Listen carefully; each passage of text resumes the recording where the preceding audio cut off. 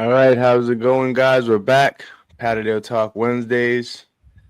You guys already know who I am, Patterdale Woodz. Today we again brought to you by Live Your Life Dogs, sponsored by the New England Patterdale Terrier Club and the PTCA. And you guys know we come here and talk Patterdale every Wednesday. Today I got a very special guy with us, doing things different. You know, we all do our things with dogs, but he does a little thing. We got Joseph Carter, the Mink Man. I'm pretty sure most of you guys heard of him, if not everyone. But yeah, you wanna say a little something before I get to asking you questions? Sure. Thanks for having me on. And Appreciate you yeah, for coming, man. For real. looking forward to it. This will be fun. Yeah, it should definitely be fun. We got some normally, people will comment. We got some regulars that'll pop in a second, I'm sure. People will leave some comments, ask some questions. And if you have any questions, just leave them in the post them in the comment section, and I'll pull them up so that everyone could see them. But I guess since the Patio Terrier, we'll get into the dogs first. When did you start getting into hunting with terriers? So, my first dog experiences were actually with cattle dogs. I started out, my grandfather's horse trainer, or he was a horse trainer. And I lived with him as a teenager. I moved out, and previous to being a teenager, I'd visit him all the time. Just stay like the summer with him and then go back home. And then when I became a teenager, finally just moved out with him permanently. And he, training cattle horses, he had the need for cattle dogs. And so that was my first dog. And um, I was interested in hunting. And so I kind of tried to train that dog to hunt. And it didn't really work very well. Herding breeds tend to be very, very high self preservation and like mediocre prey drive. Hmm. So that doesn't work very well for a hunting dog. Yeah, definitely And need a high prey drive. yeah, you need more prey drive and less self preservation, pretty much. Yeah. Um, so I ended up randomly this dog that looked kind of like a pit bull. Well, looked just like a pit bull, but obviously I have no way of knowing how it actually was bred. But anyway, it showed up at the farm one day, and I started feeding it. It just walked up to the farm. Oh, it's a Yeah, stray. just a random stray, pit bull looking dog, but it had no dog aggression. So I mean, chances are it probably wasn't a pit bull, but I mean, it looked like a pit bull. Hmm. Anyway, whatever it was, it showed up. I started feeding it. My grandpa wasn't too happy about it. I wanted a pit bull before that, and he's like, "No, they'll kill livestock and they'll kill my cattle dogs." And I have no, he just forbade it.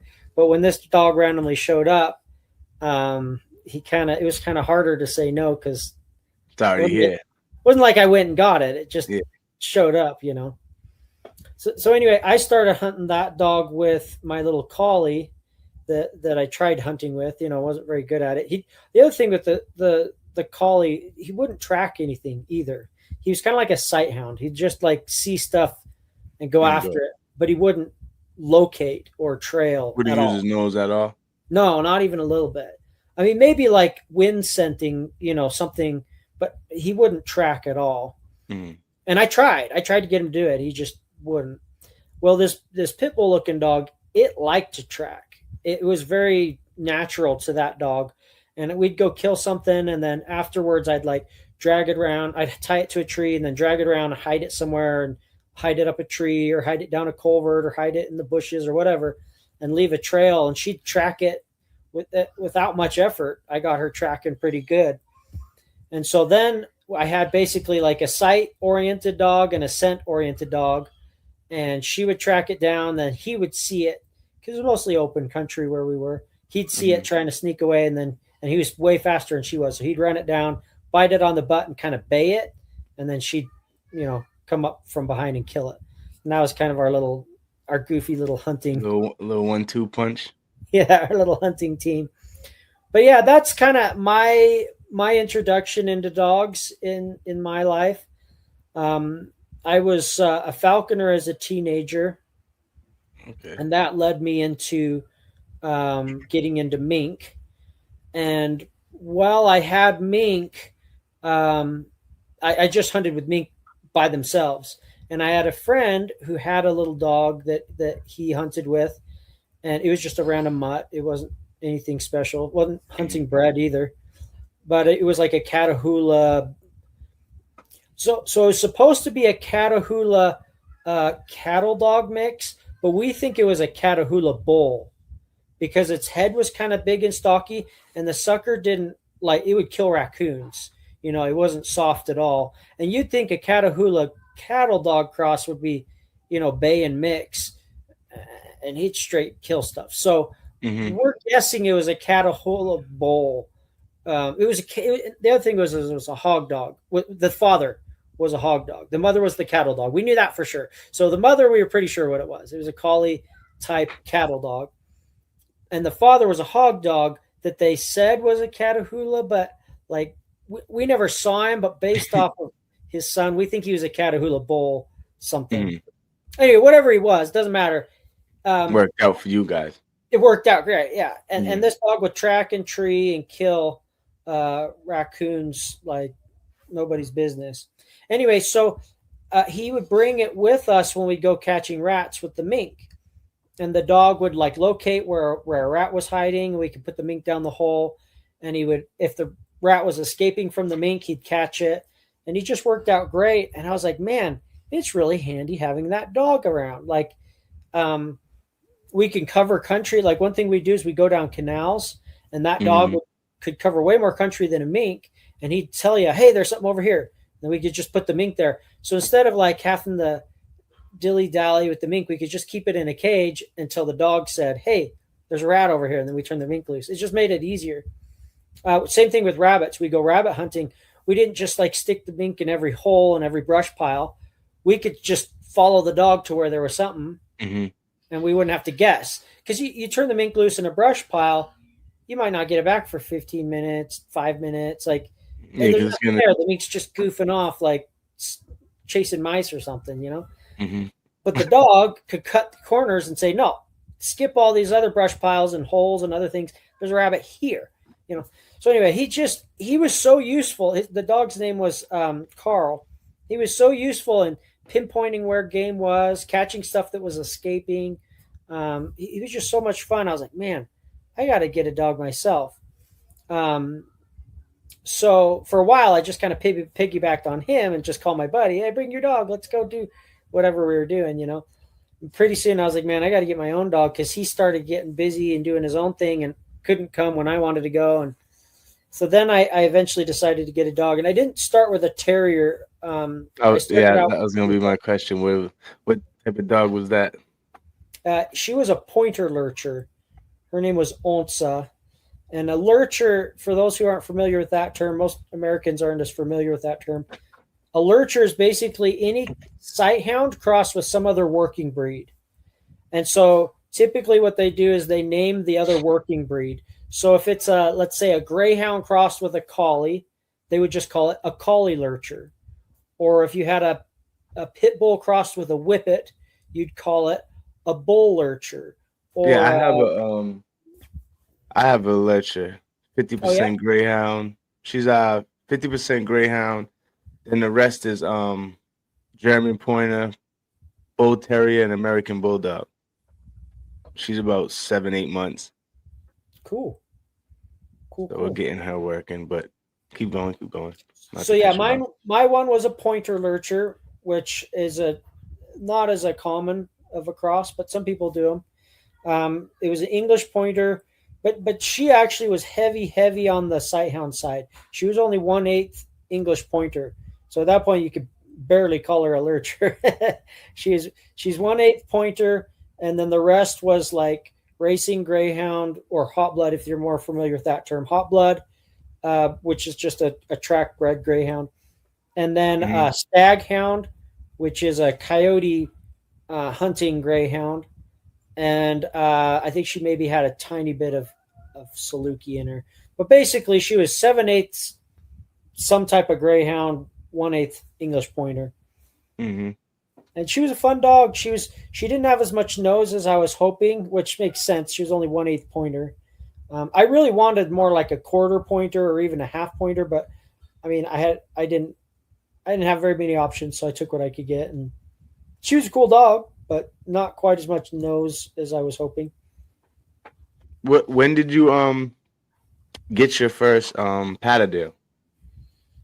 Let's see. Okay, so um, I went hunting down in Louisiana.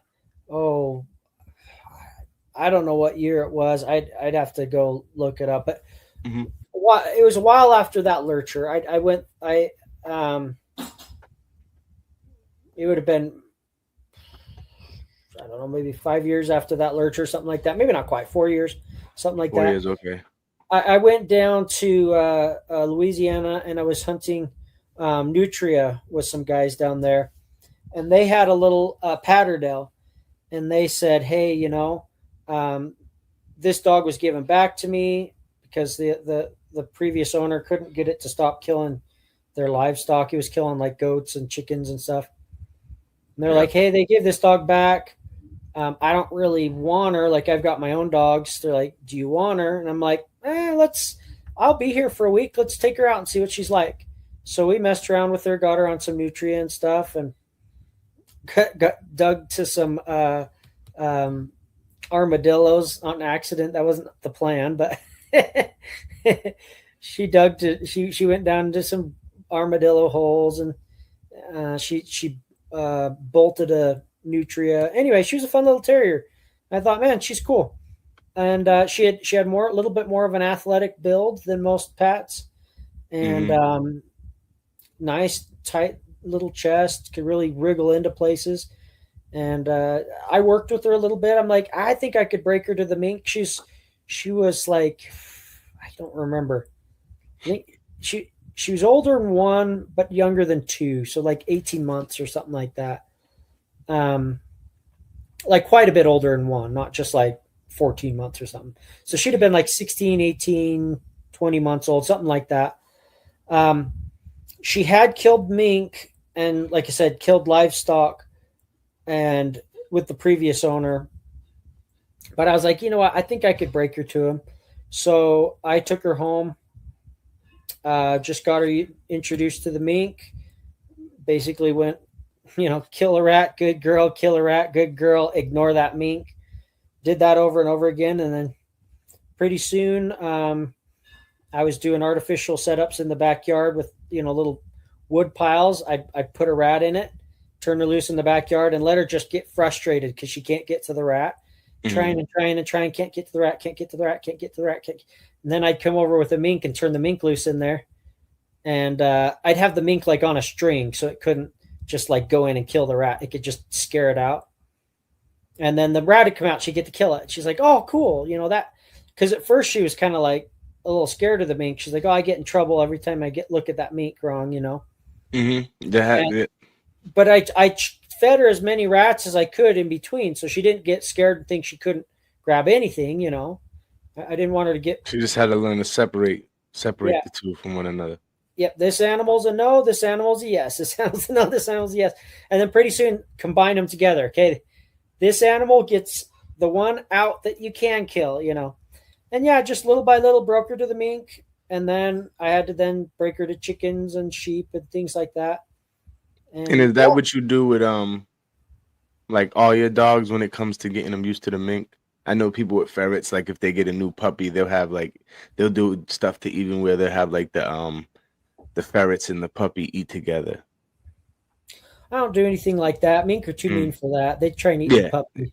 But yeah, um I makes mean, sense. straight up have to make sure the mink don't eat the puppy. Like they're mean. Yeah. Um but yeah, I just take them on leash, and so the mink can't grab the puppy and the puppy can't grab the mink, and let them walk together. And if the puppy gets prey like focused, then I'm like, depending on what stage it's at, I'll either say no, don't do that, or I'll just be like, hey, he can't be around the mink for a while, because the last thing you want to do is accidentally make the dog think he's not allowed to get stuff. Yeah, you don't wanna cur them. Yeah, you don't want him to be convinced, oh, I'm not allowed to kill anything. So if if it's too early on and they're showing pretty intense prey drive towards the mink, okay, you can't see mink anymore. I'm gonna get you solid on what you can kill. So you've got that in your head and you know you're allowed to, and there's no confusion. Then I'll bring you back to the mink. And let you learn the separation between the two. Yeah, because the last thing you want to do is tell them no, no, no, no, no, and then you go to get them on a rat, and they're like, "Okay, I won't do it." You're like, "No, no, this one you can." No, you told me no. So you have to be very cautious, in my opinion, to do it right. You want to have 10 yeses for every no. Mm-hmm. And so it works two ways. You've got two different types of dogs. You've got dogs that are so driven that you tell them no and they just give you the middle finger. They're like, I don't care. I'm going to do what I want. And then you get dogs that are so timid that you tell them no and then they won't get anything.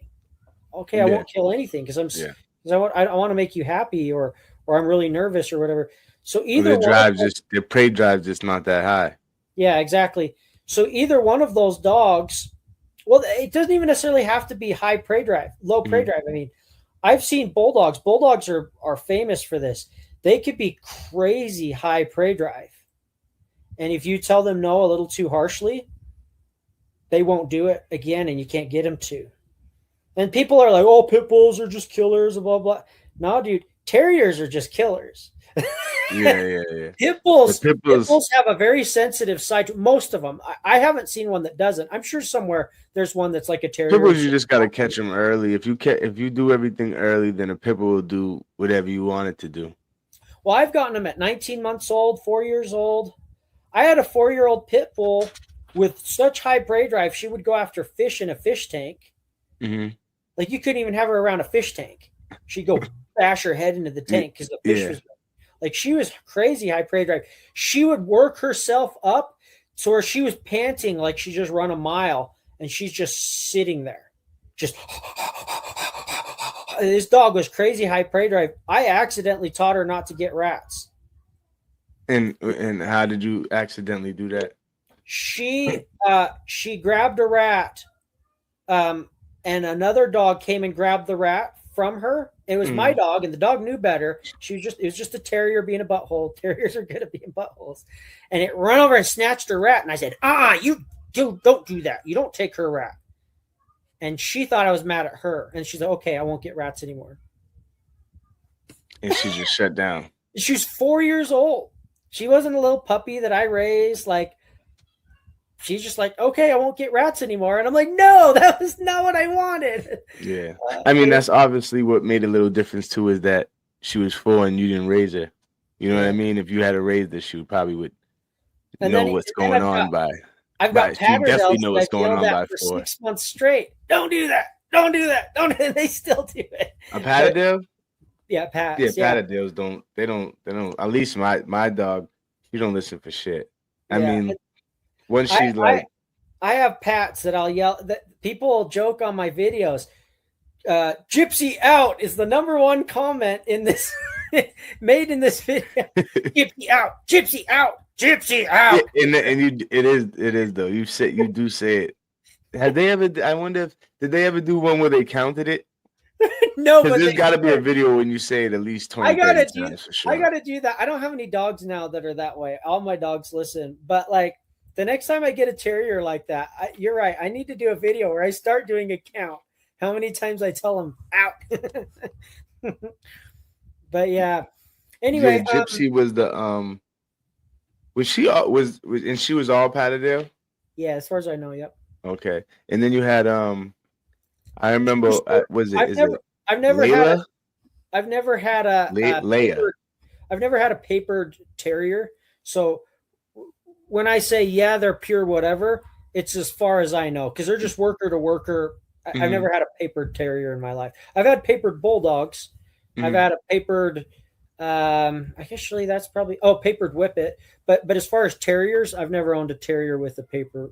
So when I say she was all whatever, I mean it's just worker to worker. So there's a chance someone slipped something way back in the line. Yeah, I don't know what it was. I mean, it makes sense for what you do it though. You just need some good hunters, not like you're trying to breed or show dogs or anything like Yeah. that. They just gotta be willing to kill some rats. Yep. Yep. If they work, they work. If they don't, they don't. I Hmm. don't really care about anything else. And you had Well, they need to be healthy too, things like that. I guess I shouldn't say I yeah, don't care about anything else, but how well they work, how long they work, that's all that matters to yeah. me. And I've seen your videos when you maybe it was actually when you was getting.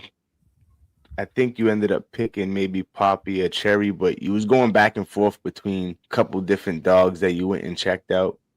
You was Yep. trying to get a small terrier. I don't know if that was It was like probably maybe like a Poppy and year Cherry. ago. Yeah, I think it was. Did you end up keeping both? Is that them too that you was comparing? Yeah, I ended up keeping them both. Yeah, yeah, you So did. they're kind of complementary. They kind of work a little differently. Hmm. Usually terriers are pretty cut and dry, and they work like they're more of a cookie cutter breed. Some Hmm. breeds there's a lot of variation, like bulldogs. There's so much variation between individuals.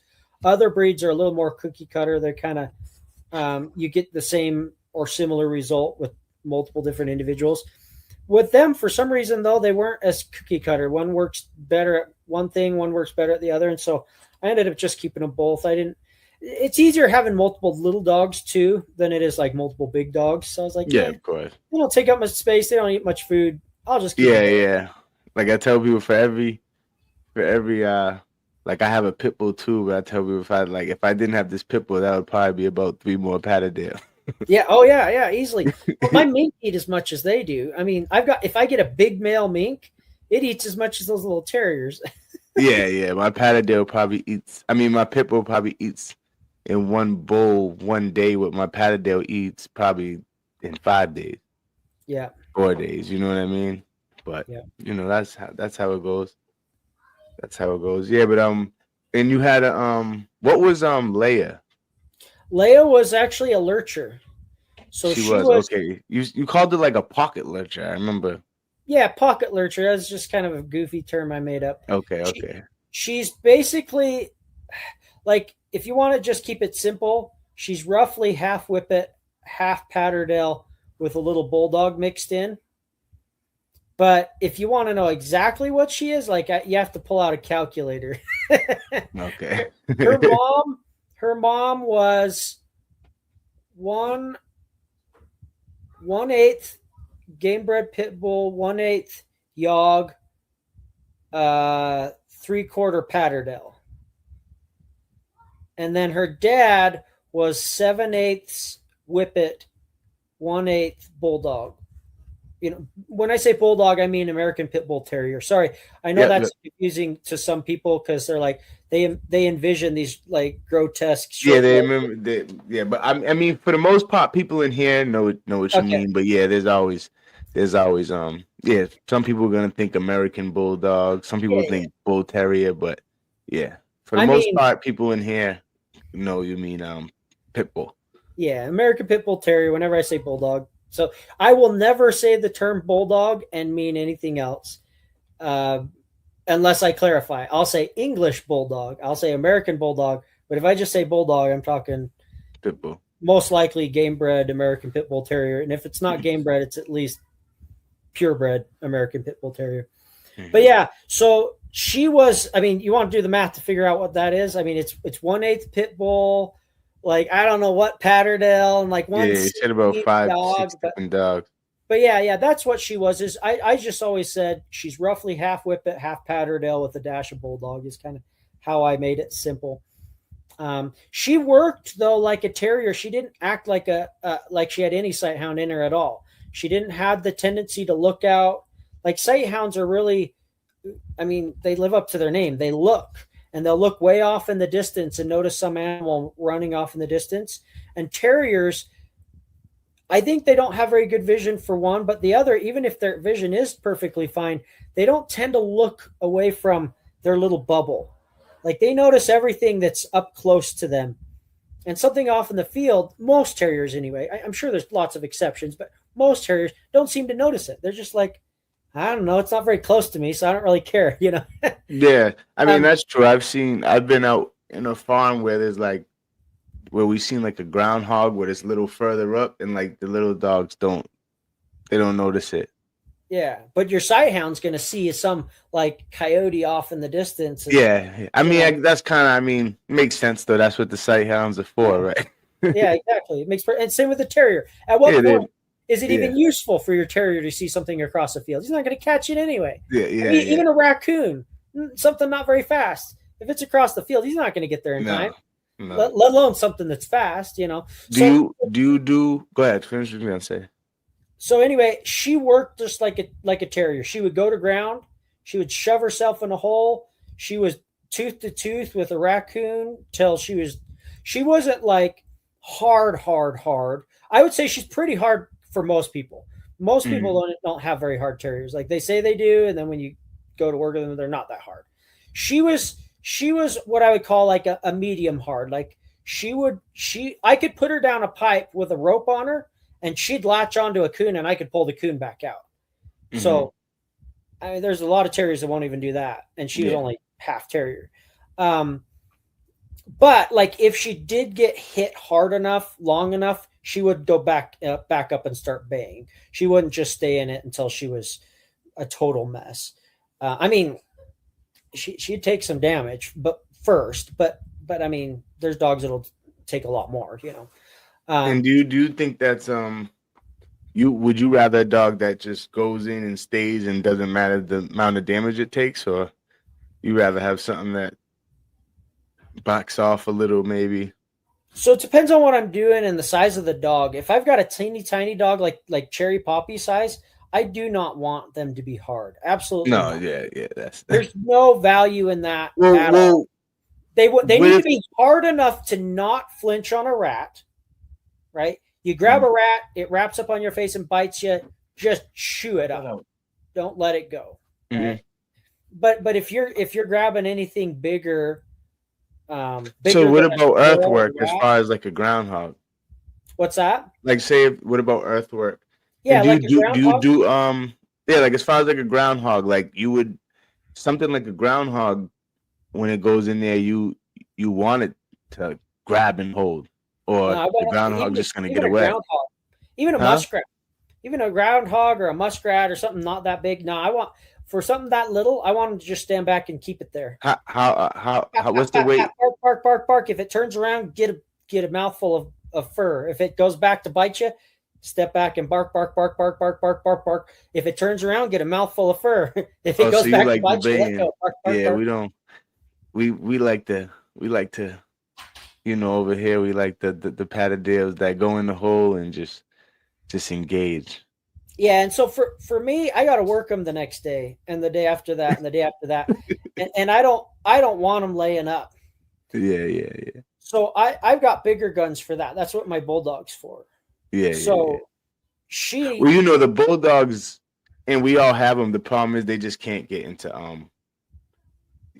to get in these groundhog holes. It's oh you yeah, need a dog that's like maybe 10 to 14. After that, it gets kind of too big. oh for sure, yeah. There's no way they're gonna fit down a groundhog hole, not even a little bit. But we out here we've got a lot of bigger dens, so like Hmm. beaver holes. Obviously, everyone's got like culverts and irrigation pipes. You guys probably don't have irrigation, but we have irrigation. So a lot of places they're trying to drain their fields. Like if you're going the Midwest and the South and stuff, they're trying to drain their fields. With the West, we're so dry. We're trying to bring water to our fields because we don't have enough rain. And Yeah. so the farmers have all kinds of different apparatuses around the farm to bring water to their crops. And you end up with raccoons and what we don't have woodchucks. We have what's called rock chucks. It's basically the Western version of a woodchuck. They're a little more colorful. Let me look Or it really, up. really, I should say a lot more colorful. They're slightly smaller, but not by much. Just they're slightly smaller, and they're more colorful, and they're close relatives. Yeah, Anyway, shit.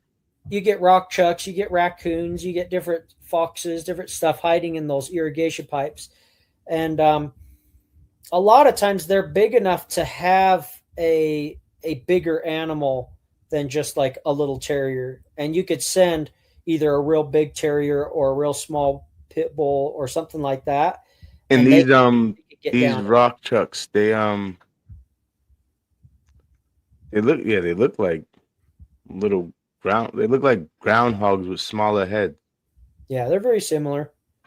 Very similar. How Uh, much do they weigh? the I'm not biggest sure. one I've ever caught, oh, I seem to think it was about 13 or maybe just under 13 pounds.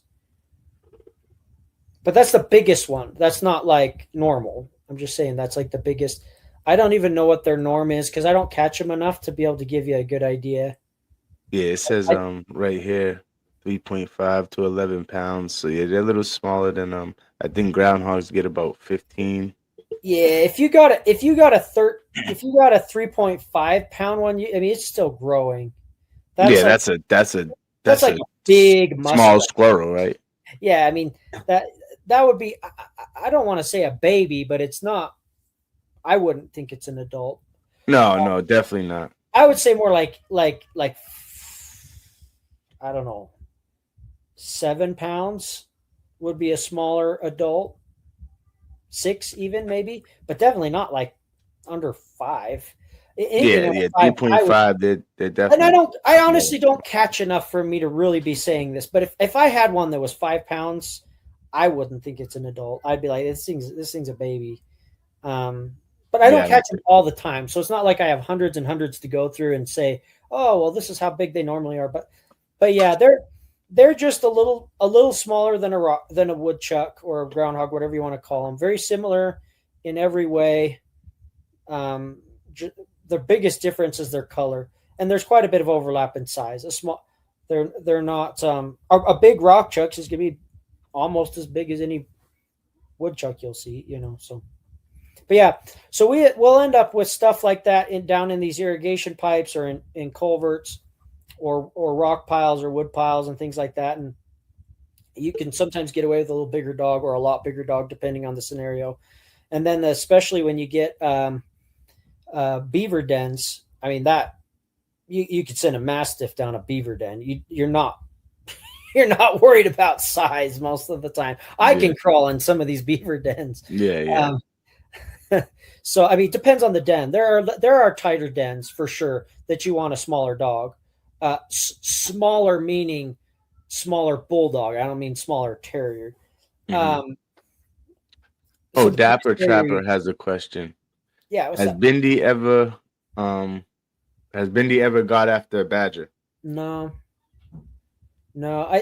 We have badgers locally, but I rarely see them. It's like once every 5 or 6 years.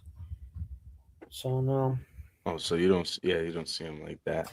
We have them. I just not very many and not very locally. Like if I went out and I'd have to go to like different areas and I usually hunt and I could probably find some.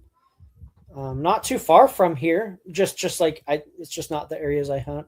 Yeah, it's not, and obviously it's not what you Um, do. no, I'd like to hunt with a badger. To be honest, I think they'd be really really useful for some of those situations where we're digging a lot. Digging up rat holes.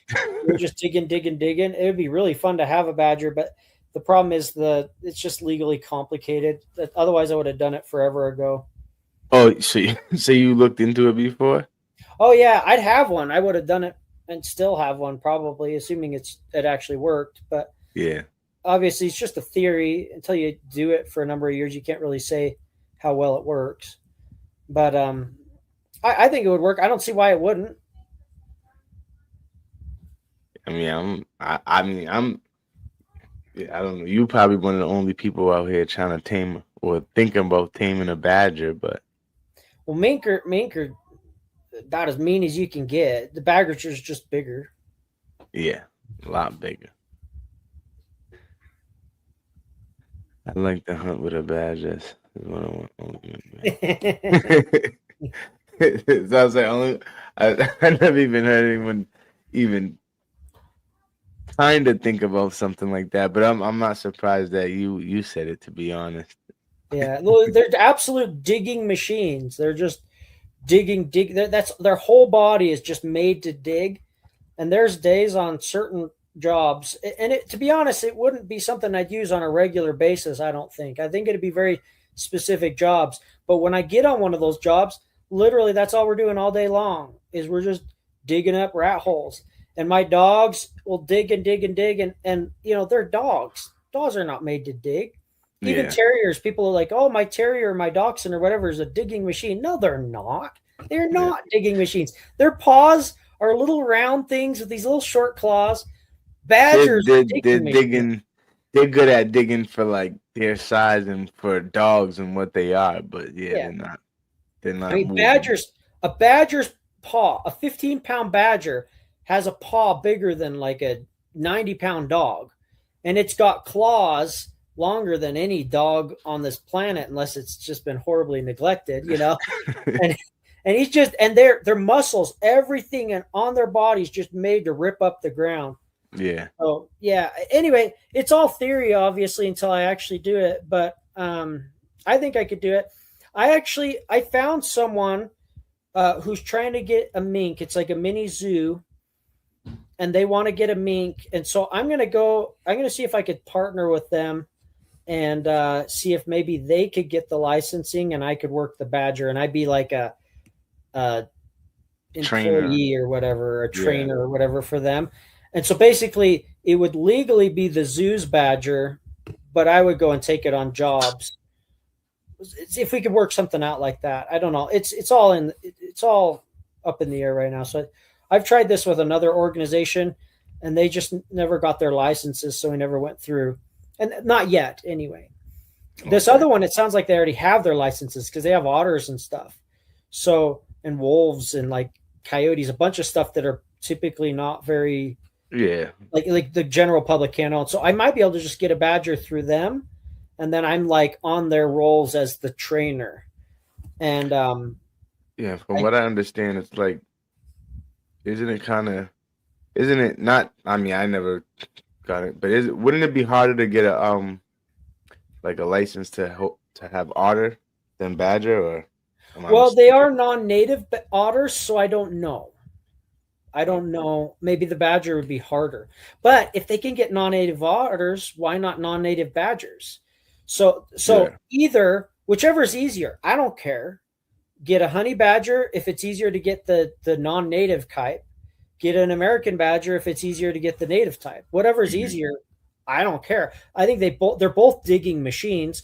The American badger is a little more specialized digging machine, whereas the honey badger is a little more of a generalist. Like they can climb trees and a bunch of other things too. So, but I think either one would be way more advanced digging machine than dogs and me. Yeah. Like I honestly have dug. I've gotten down and dug with my hands because sometimes you can't use a shovel or you'll collapse the burrows. And so Yeah. Same sometimes you thing with when you're doing the earthwork with the Patterdales for great groundhogs and stuff. Sometimes you gotta, depending on the angle of the hole or where you're at, sometimes you just gotta get in there with your hands because yeah, a shovel might not angle right, or whatever the case might be. yeah, certain soil types you have to use a shovel. Other soil types you cannot use a shovel. Yep, Some that's it's true. like you kind of go back and forth, shovel, shovel, shovel, hand, shovel, shovel, hand. It just depends on the soil type. But there's some soil types where I'm literally down there sticking my hand in the hole, ripping it up, sticking my hand down, ripping up, and that's the only way to keep from losing the hole. And I'm just like, and I'll do that motion, just like hand down, rip it up, hand down, rip it up, until my arms are just like sore, and half the time I've got like bites on my fingers or scratches on my hands, and I'm down there, man, it's exhausting. It would be really cool to have the badger do what it does anyway in nature, just Yeah. fly through that dirt. And then I would assume they've got some type of sensing abilities. Probably I would assume sense of smell, but maybe some other able to feel vibrations or sounds or hear sounds or something. I don't know. But Uh-huh. I'll bet you with them being such a specialist at digging up prey, they probably have abilities above and beyond what the dogs do to locate where to dig as well. Yeah, definitely. I definitely think they do they would have the vibration thing, because isn't that what like moles use? Isn't moles kind of like all nose and like they can't even see or something? It's just all vibration and nose, Yeah, I guess.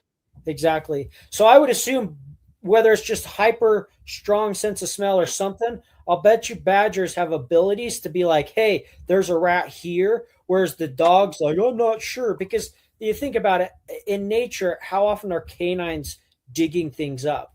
Like it's a very small part of their repertoire. Of course, they're a lot better diggers than like cats. I'm not saying they don't dig at all, but they're not specialists at digging. So you would think Yeah, a yeah. specialist like a badger probably has some senses. I'm assuming smell, but maybe something else that allow them to know, hey, there is something here. Let's dig here, rather than just kind of like digging everywhere the way a dog kind of seems to do a lot of the time. Anyway, it's all theory. It would be fun to try, and I hope before this life's over, I get to find out how useful it actually is. Because ideas that sound wonderful, sometimes they just fall flat on their face. And there's only one way Yeah. to find out. Only one way to find out is to, yep, try it, see how it goes. Oh, he So got a question. Mink Man bred Bindi and calls her a working bred pit bull. Is he gonna make his own bloodline of working bred pit bulls? so Probably I not, didn't. because you said you really don't do the paperwork or know the bloodlines or anything like that, right? I do with the pit bulls. So Bindi, I did not breed her. I acquired her from a gentleman down in Texas, and she was bred to do what pit bulls do, and then I trained her not to do it, Hmm. and focused her drive towards prey, rats and raccoons, and not towards what her natural inclinations are. Hmm. And she's great at it. She has no. I Yeah, mean, I watched plenty of videos you have in Bendy's. Yeah, you can't. I mean, she's just doing her thing. she's flawless. I mean, she won't Yeah. squabble. She won't. She's honestly a little bit too um, polite. She's like, "Oh, is that your rat? I'll let you have it." It's like, no, that dog's about to lose that rat. That dog's a piece of crap. Don't honor that dog. Get in there and kill it for him. You know, she's very Hey. polite, very, very polite. But I would rather that over the boisterous stealing rats from other dogs bullcrap. I hate that. I Yeah, really and hate. with pit bulls, with it can turn anytime it could turn into a Yeah, I just snatch the dog up because I yeah, want his rat. You know what I yeah. mean? We'll grab the dog and the rat too. Yeah, Yeah, yeah. yeah, So I would rather her be a little over polite. With her being the muscle of the group, I'd rather her be a little over polite rather than definitely. um, over aggressive. So yeah, but she's an absolute angel as far as I'm concerned when it comes to manners with other dogs. Um, Now I have bred Bindi. If you're watching my channel, that's a new development Yep, over the yep. last few months. I went and bred her to a very select male. I was extremely picky on who I bred her to, and the pups are looking great. I don't really plan on having a line of pit bulls necessarily, but what I would like to do is, assuming the female I picked out, as good as good as I hope, I will Hmm. then breed her to another male somewhere down the road. Well, and just kind of on the matriarchal side of things, I guess I'll kind of have a line, but I don't know. You could loosely call it a line breed, like, but not really, because I don't know that the males I'm choosing are necessarily going to be that closely related. So no, Yeah, and it's got to be like to get to officially call it your own line. You got to have like three both sides. generations in. Yeah, you got to have both sides, and you got to Yeah, be like three and generations in. and I'm going to be one sided only, so Yeah, yeah. you couldn't So really call it my line. you'll be the breeder. You'll be the breeder or the person that bred them, but it wouldn't really be considered Yeah, your line. on the bottom side it'll be all my stuff. The top side it'll be some fancy dogs. I'll tell you what though, 'cause I'm a picky guy. Yeah, I've I've seen got that in some of your videos. I've got a guy that I'm if I can talk him into it, I'm gonna put some old school, been in the freezer since before I was born kind of stuff. But I think I might be able to talk him into it with this female that I've got because with who her sire is. So we'll see if I can really talk him into it. I can't say any names because the minute Mhm. I say what dog we're talking, but he's got every title a dog could ever have, and he's old school. Like I said, his sperm's been frozen longer than I've been alive. So, Okay. but yeah, we'll see if that ever happens. If it ever happens, you guys will probably never know, because I won't be able to say the dog's name. But anyway, we'll see if that happens. But this time around, though, I didn't go back in time, but I bred to the best thing living, as far as I'm concerned. As far as I'm concerned, he's the modern day Jeep, the modern day. And pick your great that you want to name. He's a producer of producers. So anyway, we'll see how these pups turn out, but I really like what I'm seeing so far. Really smart, athletic, confident little pups. And of course, there's only so much you can tell from a pup. She might be a total flop, but I mean, for a puppy, she's looking really good, and her brothers too. I mean, we can only, you can only hope for the best with the Patterdale Terrier, any dog that whatever you're trying to do with it, you get it, and you do your best with it and hope for the best. You know what I mean? Yep, that's all you could do. My thoughts are going. He wants a hint. What does he want to hint at? What I bred her to? Yeah. No, I think he wants a hint on what what you're trying to. What you're trying to breed Bendy to, which is the old fashioned, the old blood chosen before you. But let me think. Okay, I've got the perfect. Don't say too much. You don't want to ruin it for yourself. No. Because if the guy finds out I'm talking about it, he'll be like, "Oh, hell no."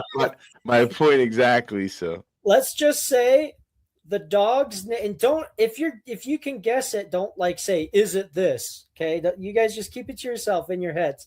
Okay, so the name of the dog, he has every accolade a dog could ever have of the highest level. I mean, not like tornado stuff. Obviously, there's only like a couple dogs in the world who've ever gotten that high. Mm-hmm. So I'm not saying tornado, but other than the double GR, he's a GR, GRCH, and a ROM. And his name is the same name as an animal that I think would be really cool to have. And if you can't figure that out, then I can't help you. So anyway, and it's so up in the air, and I might have just ruined it by giving that much detail. So we'll see. But yeah, the sire that I bred her to, like I said, he's an extremely consistent producer, and I'm really excited to see what he throws in Bindy's pups, because Bindy's a pretty cool dog. Was there a terrier that got stolen from you? Oh, nice. Yeah. Yeah, there's not really anything to say on that. People are pricks. I was out hunting along in a public area, doing pest control, I should say, rather than hunting. I mean, it's the same thing for me. Hunting and pest control is one and the same a lot of times for me. But anyway, I was doing pest control along a canal, and that section of canal was near a hiking trail / golf course. And yeah, someone helped themselves to my dog. So I don't have any. There's no news on it.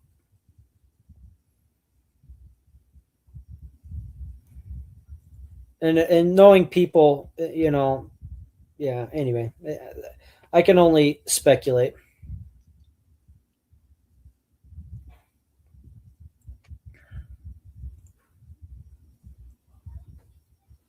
But yeah. One of the cool things I'm liking about these little pups that Bindy had is they're really, really smart. They they have that high desire to please that Bindi does, to the point where it's, it's almost a flaw. You got to be careful not to hurt their feelings or something. But a lot of drive, really high drive. Both the female I picked and the male that my buddy picked have seen raccoons. We won't let them touch them, like even the dead body, because they're still being vaccinated. They're so little they don't have their full vaccination yet, but they'll scream their head off at a coon, just squirming to get out of your arms and going bonkers. And they're just a tiny little puppy. So I'm excited. Here, just a couple more weeks, we'll let them start chewing on a dead coon. So what we'll do is we'll go out hunting with Bindi, or do a pest control job with Bindi, whatever we happen to do. And then when she gets on it, we just hold them back off the ground. We don't put them on the ground with a leash just in case something happens. So we hold them up off the ground and just let them watch. And then when she finishes it, then we'll let her chew on the fresh one. Well, it's still warm, but no longer a threat. And they're dying to do that now, and they're just, like I said, they're not even done with their vaccination schedule. We can't even let them chew on the carcass yet. They're just screaming their little heads off. So, but that's how Bindi was too. Bindi was the same way. She was. I didn't introduce her until she was done with her vaccinations, but it was with Boss, my bull lurcher. He'd catch one, and then I'd let her watch, and then as soon as it was done, I'd put her down, and she'd hit that throat, And I'm excited to finally let those little pups hit the throat, but they're just too little now. Like I said, I don't want them. Raccoons are dirty animals. I want to make sure they're fully vaccinated before they get that in their mouth. Yeah, don't want any mistakes. People talk about rats being dirty, but raccoons are way dirtier. You think so? Oh yeah. Way worse parasites, at least for a dog, as far as a dog's concerned. Yeah. And people too, because raccoons carry rabies, but rats don't. Rats don't carry rabies. Yeah, was it rats and possums, right? Well, any small to medium sized rodent. So I think woodchucks are about the smallest rabies carrying rodent. Everything smaller than a woodchuck shouldn't be able to carry rabies. I've heard lots of theories why, but I don't know that anyone really knows. But like muskrats, squirrels, rats, mice, none of them are a rabies risk at all. Some people will say, oh, well, they're too small, but that's not true, because bats carry rabies like crazy, and they're way smaller than a rat. Yeah, that's true. And weasels can carry rabies, and they're smaller than a squirrel. So it's nothing to do with size. I don't know exactly what it is, but bigger rodents like woodchucks sometimes can carry rabies. Beavers have been known to carry rabies. But anything smaller than a woodchuck, if it's a rodent, an actual rodent, and not smaller any other animal, because there's like skunks are smaller than a woodchuck, and they're crazy high rabies carriers. So you can't. So it's got to specifically be a rodent and smaller than a woodchuck, and the rabies risk is almost nil. Can you say the name of the living dog you bred to? No, I'd rather not. All right. He's I'll give you some hints on him. If you could figure it out, good on you. He's black. He went at 33 pounds. He's from Ukraine originally, but he's known worldwide. He's got dogs on the ground. I don't, maybe not worldwide, but many parts of the world. There's I should be able to do some play on his name. Let me think. His name. Now, come on. Let me think of a little riddle with his name. A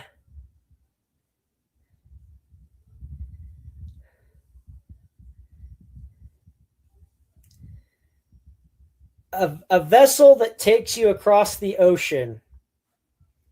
So if you could figure that out, That's his father's name. And if you're really into bulldogs, you probably already know who I'm talking about. But if not, that's good. You don't need to know.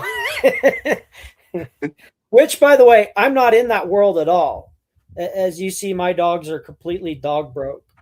I'm not in that world. I don't have anything to do with it. But when I'm going to get a working dog, I want the very best of the best athlete, and competition's the only way to produce that. So, yeah. Some people might have a clue. Yeah, if you know very many, yeah, people will figure it out. Oh, so basically, yeah. Sorry. Yeah, the story of the terrier. Yeah, so that little terrier, her name was Gypsy. I got Gypsy from a friend of mine. Um, I was needing a little terrier and didn't have one at the time. Leia was the smallest dog I had, and she's 21 pounds. So I mean, not a very small dog. I mean, not a big dog, but not a tiny dog for sure. 21 pounds, and I needed something tiny. And I had a job in a attic where there were some raccoons, and the attic down where it got real tight, they would just avoid us and go down in this tight area. And the raccoons were trap broke, or trap shy, whatever you want to call. They'd been trapped in a cheap piece of crap, have a heart, and then broke out of it. And so they knew what a trap was, and you couldn't get them in a trap. They'd also been caught in some other style trap, I think, if I remember right. This was years ago, so it's hard to remember. But basically, the homeowners tried to do the job themselves and educated the raccoon in every way to avoid being trapped. So we couldn't catch this raccoon. They couldn't catch a raccoon. Nobody could catch this raccoon because the homeowners tried to do it first with cheap piece of crap have-a-hearts from China, that just fall apart. Yeah. So anyway, that raccoon could not be caught any other way. And every time they tried to seal up the opening into their attic, she would just rip their house apart, finding new ways in. And so it was just an absolute mess for this family trying to get rid of these raccoons. And so I was like, man, I need a little dog to get in that little tight crevice where the roof kind of met and got real skinny, and they were just getting down in there. And I didn't have that little dog at that time.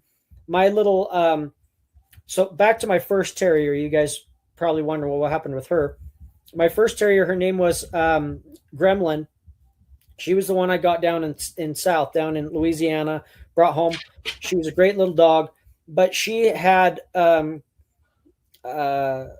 what's called coonhound paralysis. And nobody knows for sure exactly what coonhound paralysis is, but according to my study, the best way I've heard it explained is it's basically an allergy. Because not every dog can get coonhound paralysis, and not every raccoon can cause the reaction. So you need two things to line up: a dog who's susceptible to coonhound paralysis. And if you guys understand something differently, realize I understand that there's more than one theory. So I'm just presenting my understanding of coonhound paralysis. So no need to argue about it. If you see it differently, great. But anyway, my understanding of coonhound paralysis is you need a dog who's susceptible to it, and you need a coon who carries it. And when the two meet and exchange saliva, the dog goes into a reaction where they basically become semi-paralyzed for a while. And every time they get a new reaction, it gets worse, most people say. Yeah, we had someone on here. I don't want to say the wrong person, but they had a dog that got that. And what you just said is that, yeah, every time they went out and, like, even if they just went out and hunted the dog and the dog got bit up, it was like it took longer for the dog to heal, and it was like it was weaker and all that after it had the coon paralysis. Yeah. A lot of times it seems like they never fully recover. Exactly what he said. Yeah, yep, exactly what he said. And they can get it again, and some places don't carry it. My friend in Louisiana, which that's where I got the dog from, so it kind of makes sense that she would have that tendency to get it because they wouldn't find out, right? There wouldn't be a culling process of, hey, let's not breed that dog. It got coonhound paralysis because they don't have it down there. He said that they never ever ran into coonhound paralysis, and the only guy he knows who did have it, he went and traveled somewhere and hunted, and then came back, and the dog had it. So it's certain areas have a higher or lower prevalence of the disease, and I know my area has it because I have a friend, actually the same one who's about to give me this terrier whose story I'm telling. He had a dog who had a susceptibility to it, and she got it like 3 different times. And so it's a pretty common disease here, at least common enough that if you have a dog that's susceptible to it, you shouldn't be taking it coon hunting ever again. So when I found out little gremlin was susceptible to coonhound paralysis, I said, well, okay, that's fine. She's a good ratting dog. I'll just keep her for ratting.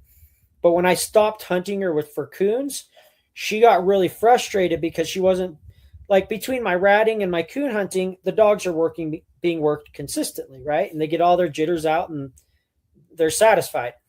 But when they could only do one or the other, they spent so much downtime that she just would get frustrated, and she started attacking my other dog, who was a great big dog, and would have just killed her. So now I've got a dog who I can only hunt on rats. So she's not being worked very often. Now I got to lock her up so she's not getting in fights with this other dog who could kill her at any moment if they get in another fight. And it was just like, you know what? I can deal with a dog that fights. Just keep her separate. I can deal with a dog who has coonhound paralysis. I'll just keep her for ratting. But a dog who fights and which it wasn't like she's fighting all the time. I could work the dogs together. It was if they had too much downtime and they were alone and she'd get bored. That's when problems happen. When they're working, they're occupied. Yeah, it wasn't like a constant problem. It was just, it would be a random, like she could go 6 months without an issue. And then one day when things were a little too boring for her, boom, crap would happen. So anyway, I was like, you know what? I could deal with one thing or the other. The dog fighting, sure, just keep her separate. The dog having susceptibility to the coonhound paralysis, that's fine. Just don't hunt raccoons. But when I had a dog who had both in the same package, I was just like, you know what? It's not fair for this dog just to be locked up all the time. I'm going to find her a new home. And so I sent her to a guy to hunt foxes back east. So when I moved her along to the guy to go hunt foxes back east, I now had a hole in my team. I needed a little tiny terrier because the smallest dog I had was Leia that was 21 pounds. And that's not a very small dog, No. So back to, sorry. I realized I hadn't explained that part. So back to the story. So I had this job with the raccoon that couldn't be trapped, trying to get it out of the attic. So I called my friend. I'm like, hey, you have a little tiny terrier, don't you? I think you told me about this little teeny dog. He's like, oh yeah, I got this little dog named Gypsy. I'm like, is she old enough to work, right? And she's like, oh yeah, I've been working her a little bit. And I think he'd actually took her out with me once. So now that I think about it, I'd already seen her once or twice with him. He's like, oh yeah. I'm like, well, I got this job. Could you come help me with it? And he's like, sure. So he brought her down. We stuck her in the attic, and she squeezed right down in there and got the coons out and worked great. I was like, man, I really like that little dog. I'm like, would you by chance be willing to part with her, or are you pretty in love with her? And he's like, oh no, man, I totally would part with her. I'm like, okay, I'll be honest, I'm not sure. I just saw her work once, but if you're okay with it, let me take her for a little while and see how she works out. And then if I like her, I'll keep her. If I don't, I'll just give her back to you. And he's like, oh yeah, I'm cool with that.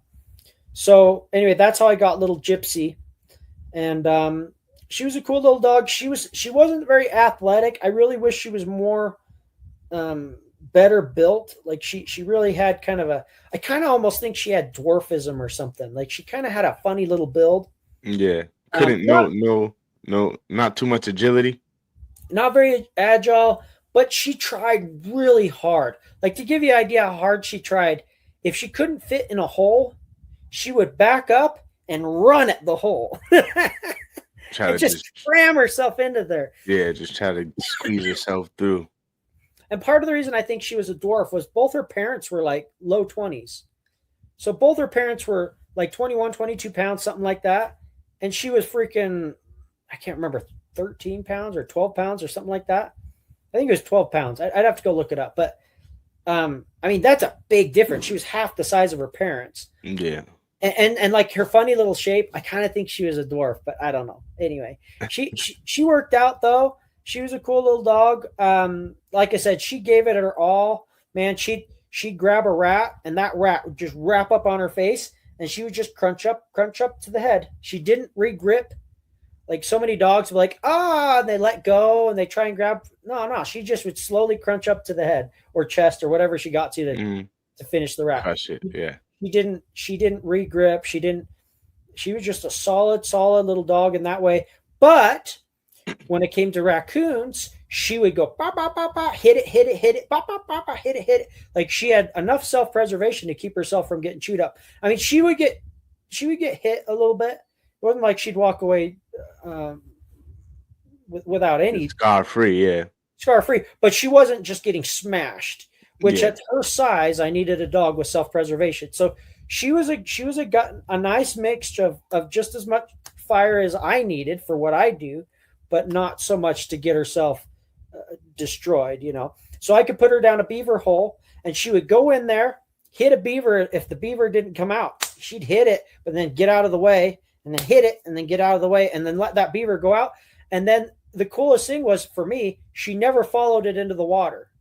She would go right up to the water and stop. Maybe have her feet in the water, but she wouldn't swim after it. Some of those little, which is dangerous. Like you don't want a pit bull swimming after a freaking beaver, let alone. No, yeah, you don't want. I mean, yeah, you know how it goes. You don't want any land animal fighting any water animal in the water. You know what I mean? Aquatic animal. And she was perfect. She would get them out because I had beavers that avoided coming out. They were giving her a hard time, and she never got bit.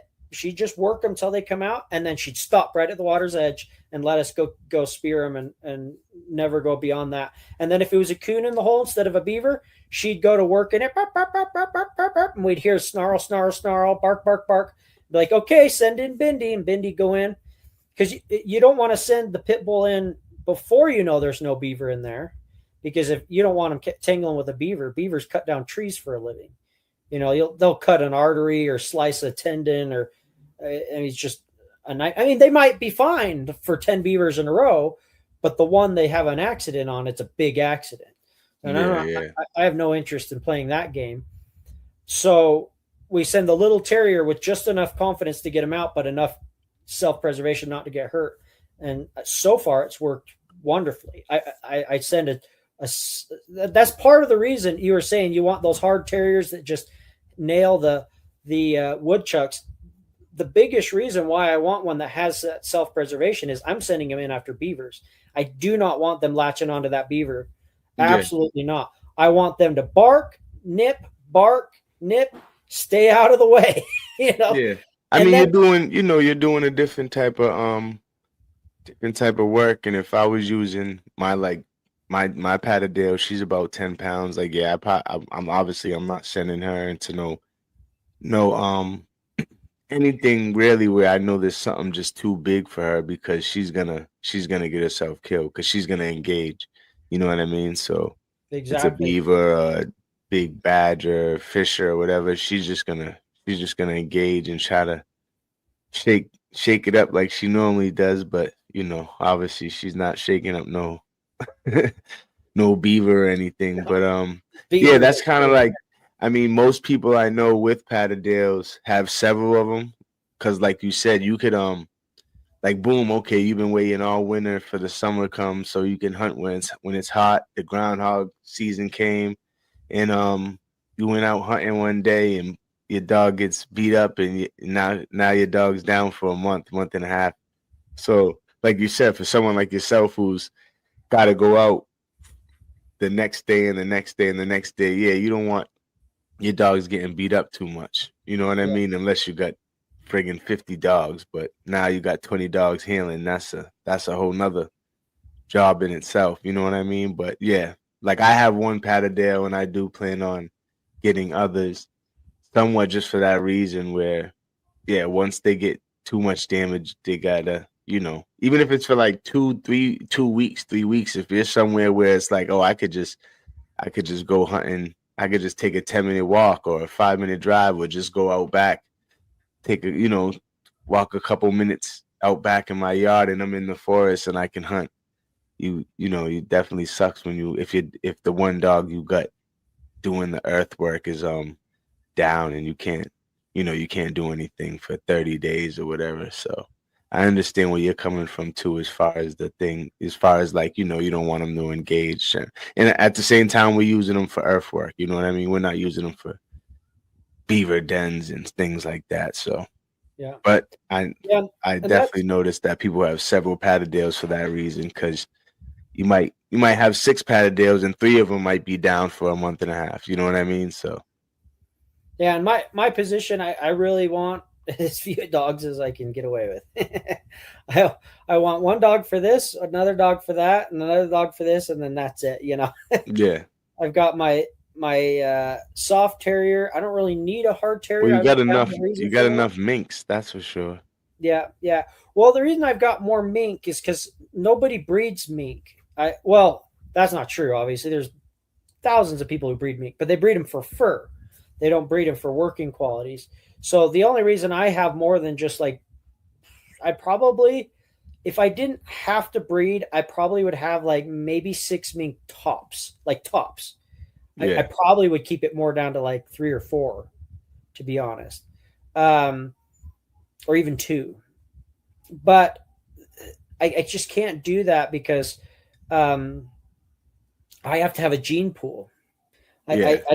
I don't have anyone else I could be like, oh hey, can I breed your mink? Like, well, I Yeah. could actually. I could, yeah, I could breed to. I've got 1,000 mink next door I could breed from, but none of them are selected for working qualities. They're all Yeah, they're bred. just in cages. They grow, get the fur, and move on. Yeah, and their selection process has nothing to do with my selection process. So I have created my own little line, and in order to have my own little line, I've got to have enough. And I actually had quite a bit more. I've downsized to 13.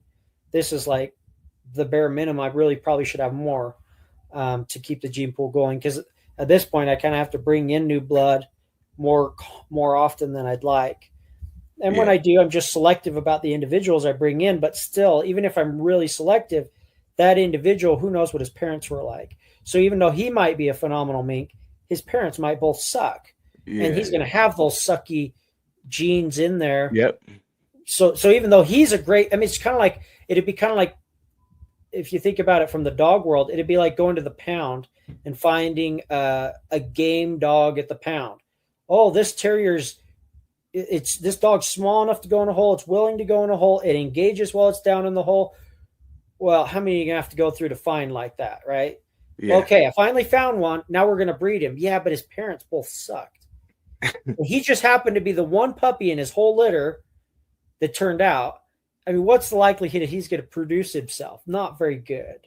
Yeah. Even though he might be a monster, he's I not mean, going to produce very many. it's even vice versa. I've seen dogs that wasn't really too game themselves, but they produced dogs that was game. Yeah, and it's because they were related to game dogs. Their mom and Yeah, dad were both their father, their mother, yeah, exactly. Their mother and their father was game, but they didn't really come out game. But their puppies was coming out game because it was their grandparents had it. You know what I mean? exactly. So you're better off breeding an individual who doesn't perform so well, but comes from dogs who do, than a dog who does perform super well, but his prodigy are all crap. Like, for example, you could find a border collie that kills raccoons. I guarantee you, if you looked hard enough, you looked long and hard and went through enough dogs, you'd find a collie that kills coons. But he's going to not produce anything like himself, because most border collies bark at raccoons, And anything, I mean, not anything, but I mean, really, yeah, most dogs, if you turn them on to something early enough, they'll get to it. You know what I mean? Most depending on the breed, but something like collies that they have maybe not a good hunting drive, but they do have a strong drive. You know what I mean, for what they do. You know what I mean? So yeah, they have work ethic for sure. For sure. Yeah, I'd love to find a collie that would kill rats without flinching, because if you could find a collie, and I guarantee you they exist, you found a collie that would kill rats without flinching and flipping and doing all this wanny stuff, dude, you'd have an amazing dog because that thing would work all day, every day, in every condition imaginable. Yeah. Cold, heat.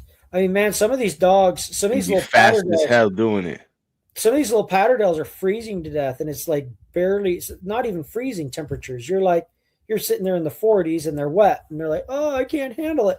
Man, no collie's going to be wimping out in freaking -40 in wet conditions. Like they just don't care. No, They yeah. not just mentally, they physically can handle any temperature. Heat that would kill a terrier, they're fine with.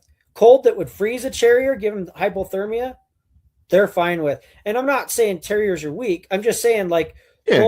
those herding dogs, they have to work in all conditions. And I mean that's what, and I was just about to say that's what they're, you know, those herding dogs are bred for, you know, that they could be herding in any condition. They could be herding East Coast, West Coast, this part of the world, that part of the world, in any condition. So over Yeah. the years they were bred to handle any conditions. You know what I Yeah. mean? Where And hunters kind of have the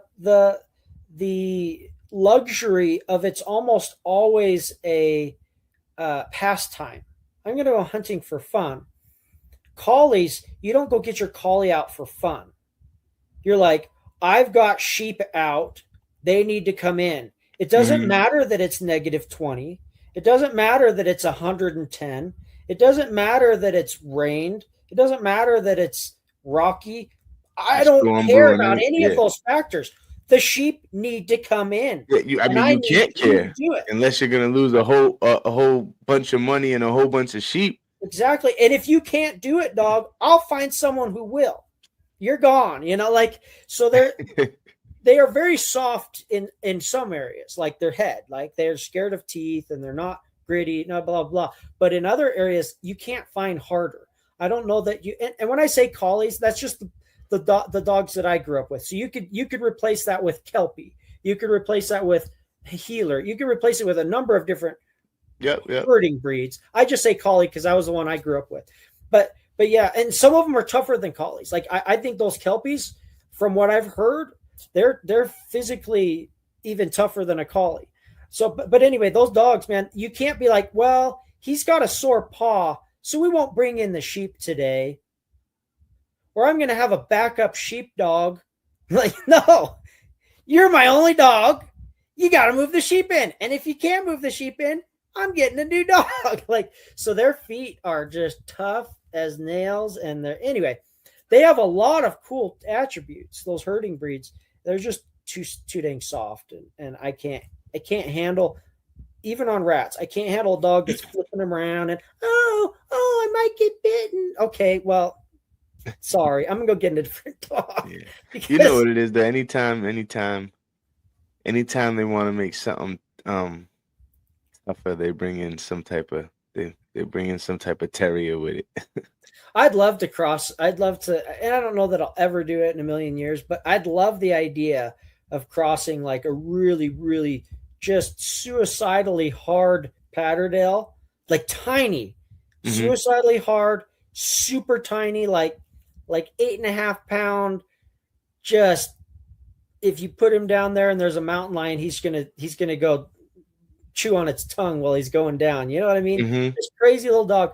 Cross that with a real nice like Kelpie or Collie, um, and then pick out the monster of the litter. Keep them long enough that you find the one that's not scared of teeth.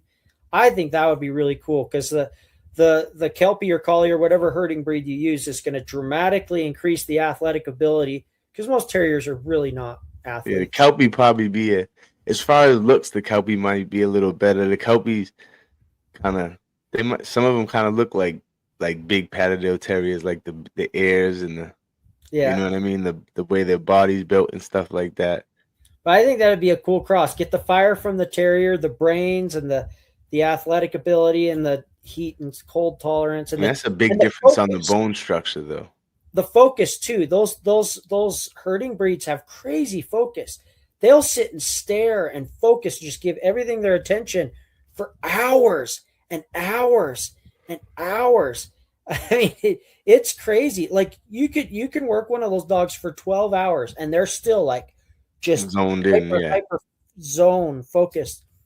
Um, Yeah, I've and seen then, and like you said, just for fun, if there's dogs, something like a collie, I've seen people get those just because they like them, and it's like, yeah, if you're not, if you're not working them, well, that's not a good pet. No, yeah, absolutely not. not at all. I think there's more terriers that would make a house pet than a collie What do you feel about the Go ahead, finish what you're gonna say because because there's a lot more of them that have off switches and can mellow out.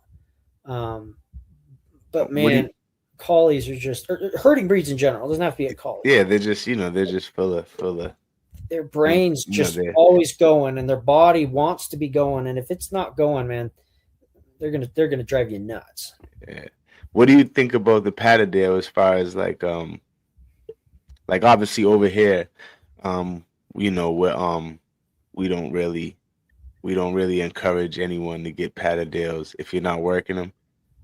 As far as like people contact me because they want a Patterdale puppy or something like that, and my first question would be, if you're planning on working them, if they're not, respectfully, I'm gonna tell them I can't really help you. You know what I mean? Because we're trying to keep the hunting aspect alive over here, as far as what the dog was bred for. Because most dogs, as you already know, most breeds once they get in the hands of too many people, they what they're naturally bred for is dumbed down or just completely.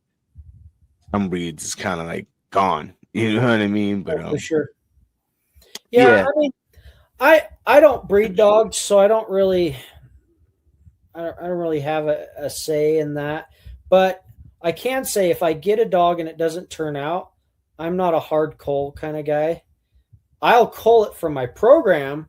yeah, you're not, I yeah, give it to someone as a pet yeah. or some other job. Like so, let's say the dog's not pet quality; it's too Mhm. hyper. Let's say I had a little terrier, for example. It's too Yeah, that's soft. what I was saying. As far as that was kind of my question. As far as like even Patterdales, how do you feel about them? As far as like being house dogs or Yeah, people getting them for pets, kind of like how we was talking about how people get collies and it's kind of like completely bad idea if you don't plan on working them. I kind of think the same. I know several people I knew had Patterdales and they just planned on working them, but they didn't work them enough, and the dog kind of like just ended up like a wild house wrecker.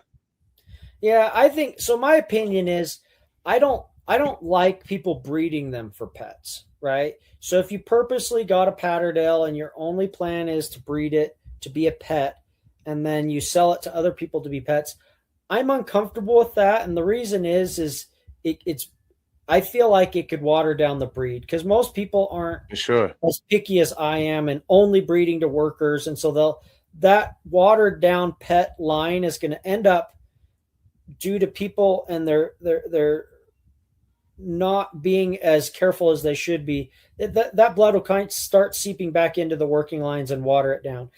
But in my opinion, and I'm not saying this needs to apply to other people, if you want a hard cull in your program, that's your own business. But for me, if I have a dog and it doesn't work out and it's not working quality for anyone, I'm going to give it away as a pet and someone's going to, assuming it's pet worthy, because some dogs are just, okay. So if I had a dog, I shouldn't say I'm not, I would hard cull a dog if it was like aggressive and dangerous towards people.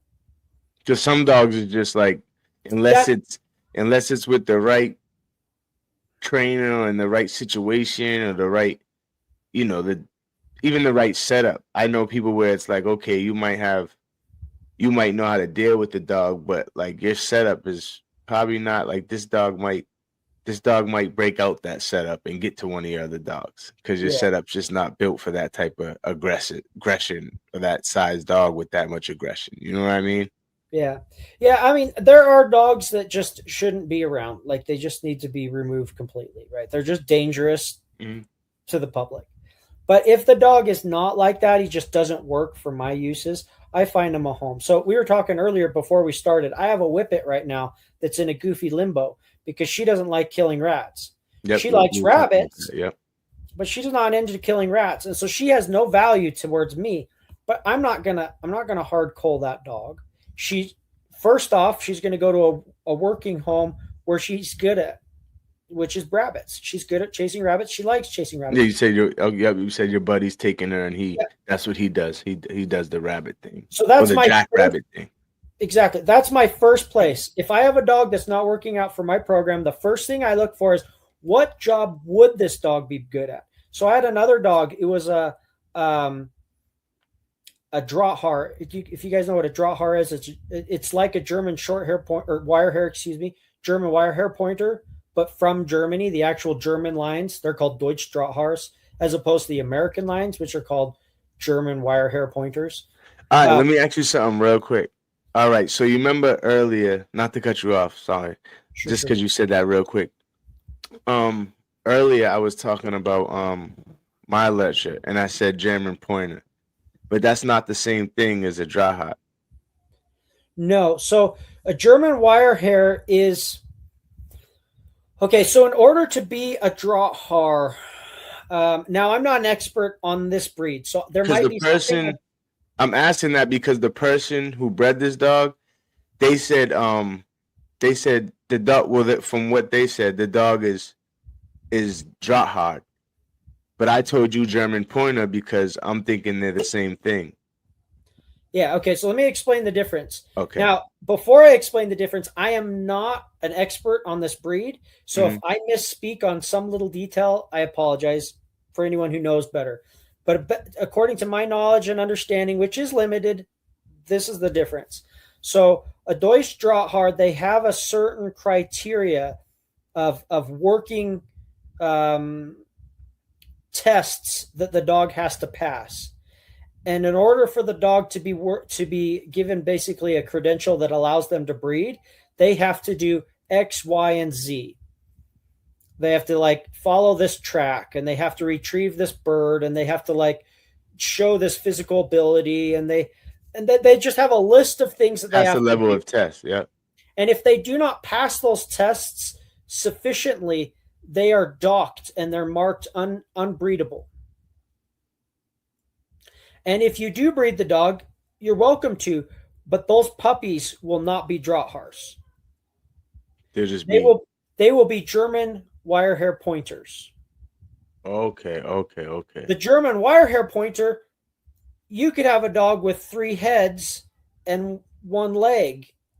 And as long as the parents were both German wire hair pointers, you can then breed that dog or whatever it is. And I used a ridiculous. They are the same blood or the same. So they are the same blood, the same look, and all that. It's just you're only a Drahthaar if you pass those level of tests. Yep. And if you don't pass those tests, you're a German wire hair pointer. Now, are there German wire hair pointers that are better than most Drahts? Sure. But because maybe they didn't get tested, they might have not got tested. Okay. So that's the thing. The dog has to pass those tests. It doesn't mean he has to be able to pass those tests. If nobody run him through the tests, you have no idea. Yeah, he could be kind of like sports where they say that the best people in the city never really make it to the NBA. Exactly. They got shot in a drive-by, or they decided to pursue a law degree or whatever it is. Yeah, exactly. Yeah. The best basketball player in the world probably never picked up a basketball because he's if you talk to even or whatever, Yeah, if you look at and we're not, we're gonna get into sports too crazy, but even if you talk to interviews with like KD, Kobe Bryant, Michael Jordan, they all say like they wasn't the best on the courts they grew up on. Yeah.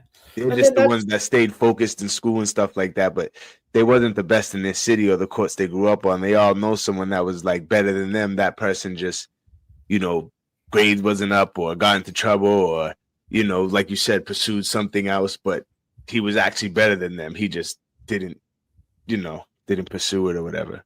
Yeah, for sure. And that's, I guarantee you, is the same case with Deutsch Drahthaars and German Wire. I mean, a lot of dogs. And once they don't meet that criteria, they could produce a dog that meets that criteria, but it doesn't matter because they failed all of their offspring. Yeah, the puppies immediately failed. Like they can't even take the test.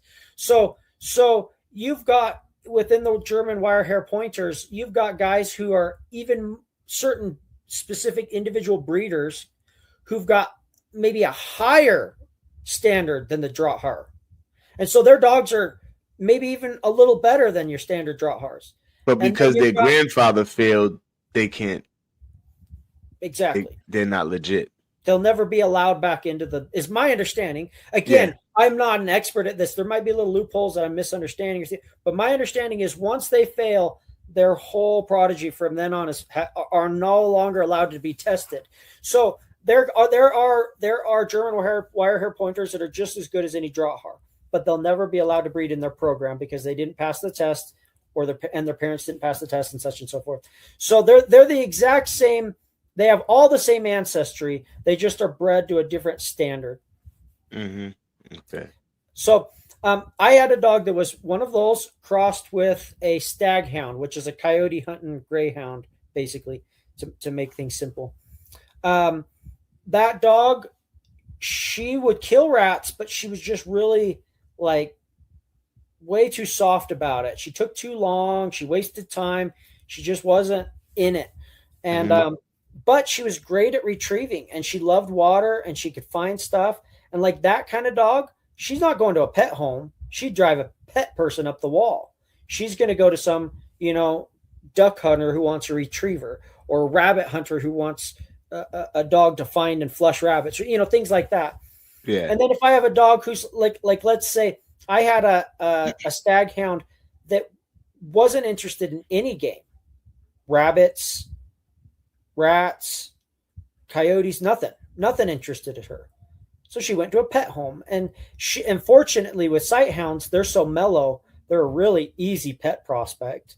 And she just lays around the house, and she's like 7, 8 years old now. I gave her away a long time ago, and my buddy still has her, and I see her like once a year or something. I'll go to his house. Usually he comes to my house, so I don't see her very often. But when I do to go to his house, I see her, and she's still there. So that's kind of my way of doing things, regardless of the breed. I customize to that dog's abilities, strengths, and weaknesses, and I find them a new home. I have yet to have a dog that's like so bad I have to put it down. I've never had that, but I'm sure someday I'll get some dog that is screws loose and nobody's home is right for them. Right? Yeah, I've never it's dangerous for the public. Yeah, I'm not gonna release that dog to the public. I'm gonna take care of it. Yeah, we've helped with a couple different adoptions over here at Livy Life Dogs, and yeah, we never ran into any situations where it was like the dog just couldn't be put anywhere, and not a lot, what I mean? We're just, but people do contact us for things like that, helping getting, I don't want to say get rid of a dog, but finding a dog, a new home and stuff like that. So we helped out with a few things like that. It's always fun to help out with things like that. But yeah, we haven't ran into anything where it's like, okay, this dog just can't,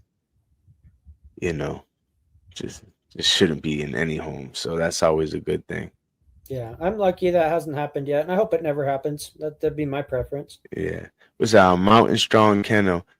I have some small Heeler Terriers cross dogs that have been more gritty than my Hurler. Okay, yeah, Heelers are so much more healthier and smarter than my Terrier side. The mother is a Patterdale Bull Terrier, father Heeler. Yeah. Yeah, that sounds like a fun cross. That really does. One day maybe I'll make one on purpose or find one, but I'm not in a huge hurry. But yeah, it sounds like it could be a lot of fun. You got your pack's pretty good right now. Yeah. As far as like you said, you like to keep the 3 sizes, and and that's what you have right now. With Bindi taking care of the big stuff. Nice cross, Mountain Strong. That's about far as the breeding fits your needs. Yeah. Oh, someone was asking earlier about my vaccination and worming schedule. I don't have like a very strict regimen. Like I don't have like a calendar that says, oh, I need to do this and do that. I'm not as organized as maybe I should be. But basically what I do is I rotate through wormers. So I try not to like use the same medication all the time. I do have a favorite though that I use more often than others. They call it the triple threat, and it's, man, I'd have to go grab the bottle to tell you, but it's 3 different worming medications in one, and it's supposed to cover everything from the typical hookworms and roundworms all the way up to tapeworms. Um, it's I like it. The guys that had recommend it, they swear by it, and I like it.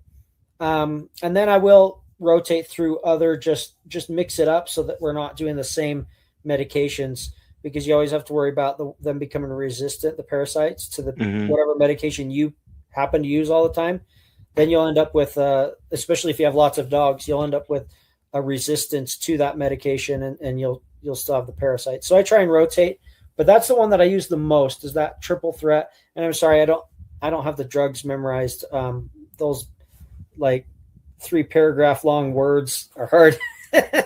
I, I'm not the smartest guy in the world, but so I don't even know how to pronounce half of those. I'm like, oh yeah, that one, and I've got a list of them on my computer as to what they cover. So I have a whole Yeah. table. This drug covers this and this and this, and this drug covers this and this and this, and these are pros and cons of that drug. And so I've got a whole table that I reference. I don't have it memorized, the names.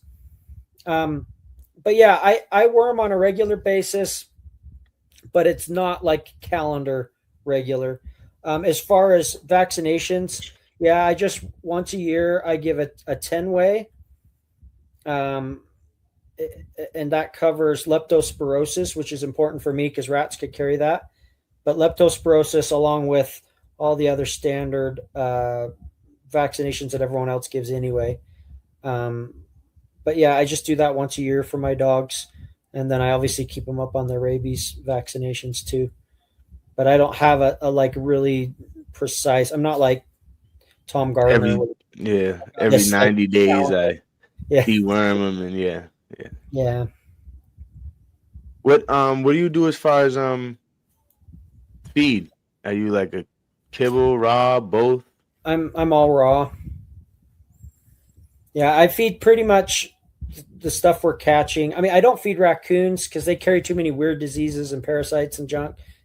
If I was to start feeding raccoons, it would be because I'm hitting up hard times, and I would probably cook it. They just have so many just noxious parasites in them, and I mean, we hunt them. Maybe I'm just being a total hypocrite. Our dogs hunt them. They swap saliva and blood. Heck, they probably should just be eating them. But I People don't eat know, them. man. They just carry such noxious diseases and parasites. It just makes me nervous. And like I said, maybe I'm just a total hypocrite. They're already swapping blood and saliva.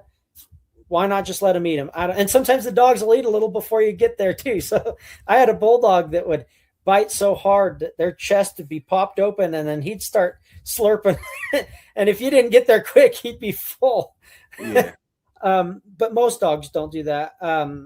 They have such a hard time that the coon's never dead before you get there. You never have to worry about that. But that dog, you had to worry about him not just killing it before you get there, but killing it and start eating it. Yeah. But So anyway, you so me personally, I'm not speaking out against anyone who does feed raccoon. I just, man, it just makes me nervous. So I don't feed coon, but everything else, the beavers. So basically, what I do is I split it up on size. Little stuff goes to the mink, big stuff goes to the dogs. So, and the cutoff point is like a domestic rabbit. So, like, I get a lot of like old laying hens, roosters. Um, Sometimes we'll get like domestic rabbits, things like that are given to me for free. And those can go either way. That's like the middle ground. They might go to the mink, but they're probably going to the dogs. Anything smaller than that, and it's almost exclusively to the mink. So squirrels, rats, muskrats, that kind of sized animal, pretty much exclusively mink. And then you get the big old beavers or yeah, like, and that's what mink would be eating in the wild. yeah, exactly. So like beavers, geese, just like the bigger stuff, predominantly to the dogs. One thing they will eat kind of in common, like I said, like domestic rabbit, chicken, and that might go either way, but it's going to go mostly to the dogs. But one thing we will feed pretty in common are carp, and I don't feed a lot of carp, but when I have access to it, Kind of what I end up doing is I cut off the head, cut off the tail, feed that to the dogs, and then the in between I chop up for the mink because the mink have a hard time eating those big bony gill plates. Yeah. And the tail is like mostly bone with just a little bit. The very end of the tail is mostly is bone with just a little bit of flesh. And so I just end up feeding those parts to the dogs, and then the middle, which is more fleshy and less bony, to the mink. Right. And the easiest way if you're going to feed fish to a dog is you want it partially frozen. A lot of dogs don't like it if you have it all the way thawed out. It's all slimy and kind of goopy, and a lot of dogs don't like it. But if you have it soft frozen, so not hard frozen to where it like shatters, you want it stiff. So it's stiff, it's not slimy, and it's dry and it's stiff. But if you hit it, it makes a dent instead of going like glass. Yeah, I know what you mean. And that is easier for you as well because you can chop it up with like an axe or a big meat cleaver or a saw, and it's stiff instead of like flopping all over and slimy and slipping out of your hands because it's nice and dry, and you can cut it, and the stiffness makes it easier to cut through those big heavy scales on the carp, and it's just so much easier for you to handle, and the dogs like it. Like there's some dogs that just won't eat it thawed, and you freeze it a little bit and they'll eat it. Yeah. My dogs love fish. For sure. But the one thing with carp or a lot of fish, salmon family doesn't apply to. So if you're feeding salmon or trout or something, you're fine. But a lot of the more bottom feeders like carp and catfish, and you've got to be careful not to feed too many days in a row because they have it's called thiaminase, and it's a substance that basically blocks the absorption of a certain B vitamin. And if you feed it too many days in a row, they'll be deficient in that B vitamin. Mm-hmm. So there's a lot of fishes. There's a lot of different types of fish that are not good for not good for your dog. Yeah, and it's totally fine to feed it. You just don't feed it like for a month constantly, or even a week. You just feed it. So like for me, when I feed that stuff, it's like Monday, Wednesday, and Friday or something like that. I was going to say maybe 2-3 times a week. Yeah. Or just Monday and Thursday. And it also depends the size of the dog. Yeah. And how much you're feeding them, of course, too. Yeah, but you want to have a day or 2 or 3 of break so that they get that vitamin B that they're missing, and then you give it to it, and it's not going to hurt them at all. It's not like, oh, you're cutting corners and it's not good for your dog. No. Having one day with that vitamin B, that certain I can't remember which, it's B1 or something. I can't remember what B vitamin it is. Whatever them missing that one day is not going to affect them at all. Mm-hmm. It's when they miss it day after day after day after day for a long period, then it causes problems, because it's just normal and natural for animals to eat something with thiaminase. For example, egg, I think it's egg whites. Egg whites, if they eat too many days in a row, they get deficient. And the same reason is not thiaminase, it's a different property, but it does the same thing. It blocks a certain vitamin from being absorbed, and they'll become deficient in it. Well, you just don't feed eggs every day. It doesn't mean you never feed eggs. Just you don't feed it every day. You feed it once a week or twice a week or 3 times a week, but no more than that. Yeah. So there's a question that and actually I'm surprised I didn't see him in here. Biotin deficiency. That's the one with the egg, right? The biotin is from the egg? Yeah, for eggs, yep. Yeah. Yep, you said it. Yep. For eggs too often. He wasn't, I don't think he was in it today, but my good friend Jamie Park, he's he's well known in the Patterdale world. And one of the questions that he brought up, months ago, that's been an ongoing one. And it's more for like the Patterdales when it comes to, earthwork and going in the ground and stuff and like that. But so the question basically was, and people have been going back and forth. Some people say this, some people say that. So it's basically, what would you rather have when it comes to, the Patterdale and the earthwork? Was it mouth or nose? More mouth or more nose? Obviously, there's people that say, most people is like, 50-50. Just down the middle, I'd rather have a dog that, that has enough nose to find everything and then enough mouth to hold everything. So 50-50. But if you had to pick one more than the other, what would it be? So that would be more of a question for my bulldog, because for my Patterdales, I don't really want them, other than rats. I don't really want them getting in there and getting dirty, right? I want a softer dog, and I know that for Patterdale guys especially is a bit of a uh, um, it's not a popular opinion, right? Most No, Patterdale no. guys want their dogs to get in and get messy. I don't, because I'm using them for beavers and things like that that'll kill them. I want them to have some self preservation, and even if it's not a beaver, I send them down a beaver hole and it's a raccoon. I don't want them messed up for a week. I need to work tomorrow. I have a job tomorrow. You Yeah. get in there, you give me a yappity yap, let me know that coon's in there, and then I'll send Bindi in, and she'll be the one with the mouth. Yeah. She'll be the one getting the You dirty. know, with You the can chew up earthwork my we do, coon's you butt while can't. she kills it, right? I Yeah, don't want you getting in there with and the getting chewed up. earthwork we do, something like a groundhog, right? You Yeah, wouldn't. They'll it's not just not. yap, and then the groundhog would just. It would just. You wouldn't find the groundhog. It would get away. You know what I Well, mean? that's And the you thing, can't though. send a big dog in there to get it. So you got to have a dog that's just gonna go in and pretty much grab and hold until you dig them out. That's the thing, though. There are dogs that can keep it there. Now, I'm not a professional at groundhog digging. I've done very little, so I'm not trying to tell you how to do your profession when I don't Yeah. do it, right? I'm not the electrician trying to tell the plumber his job. But there are, as far as the ground work that I do, I don't want a dog that just barks and does nothing. As long as that animal's facing him, he can't run away. It's when he Well, turns around, then you get a mouthful of fur. So I yeah. want a dog to Okay. be in there just as much as they need to be, but no more than they need to be either. And I'm not trying to say that's how you should do groundhogs, because I don't know how you should do groundhogs. You do them the way you do them. Yeah, I mean, there's different I run into settings too. You might go somewhere in the West Coast and the groundhogs, because of the dirt and the setup, they're this way. Then you come somewhere and okay, for instance, where I'm at, it's a lot of um man-made stuff and big boulders and rocks. So a lot of the groundhogs are in between the rocks and all that.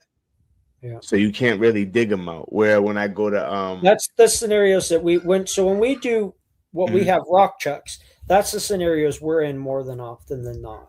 So Yeah, usually exactly. we So you want can't them do to be much. shifted out so that Yeah, they bolt to the dog or something else. yeah. See that. So with the groundhogs, they'll out here they're mostly in the rocks. So if you let your dog in, you might not never get your dog out because you're not moving a whole bunch of boulders and stuff. You know what I mean? You're gonna have to just hope your dog comes out. But then there's sets where some of these groundhogs will have sets where there's different chambers where it's like, so the hole might be here, or they'll have different separate holes, escape hole maybe too. So you got the block off holes, but the hole could be here, and then the nursery will be here. Then it goes down more, and like the pantry's here. Then it goes down here more, and like the the I don't know where they another little they'll have like different holes in different tunnels, and those tunnels might lead to somewhere like where it's bigger, where the dog might be able to back them in because there's no hole. Like I said, if it's like a nursery, but there's always like most of the time there's other holes that they could just, you know, some of them they're just running around in the holes. You know what I mean? Like you'll track your dog with the tracker, and your dog's moving because it's trying to get to the groundhog, and the groundhog's moving from this tunnel to that tunnel to this tunnel to that tunnel. You know what I mean? Yeah. So things like that. But something like that, like you said, you want. And I mean, if you have a dog where it's like, okay, they turn around and they grab it from the back, I mean, that could work. Depends the size of the tunnel too, because they could do that, and then the groundhog just turn around and bite half their face off. You know Yeah. what I mean? So, but could do that obviously if they're facing them too. So it's just you just kind of hope and see Yeah. what happens when you get the dog out the dirt type thing. You know what Yeah. I mean? But hey, it's all part of the game.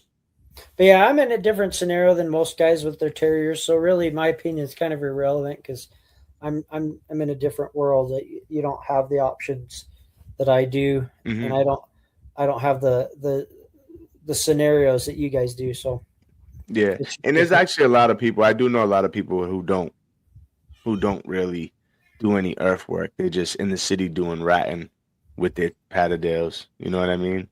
Yeah. Just they don't do too much earthwork because for several reasons they might not where they're at. There's probably not too much. There might not be too much land for them to be to do earthwork, and then some of them are, to be honest, just scared to see their dog or let their dog get banged up or let your Yeah. dog in the earth, they might not get it back. I've seen that happen too, where dogs didn't make it. So, you know, It's always a risk.